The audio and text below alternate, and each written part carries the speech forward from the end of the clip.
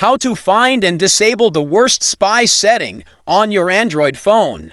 First, swipe down to open the notification panel and turn off location services. Now, go to the main settings and open the location section.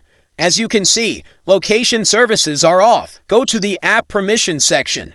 The truth is, even when the location services are disabled, there is some app with a hidden permissions that allows developers to track your location. Tap the three dots at the top and select Show System. Tap on Android Setup.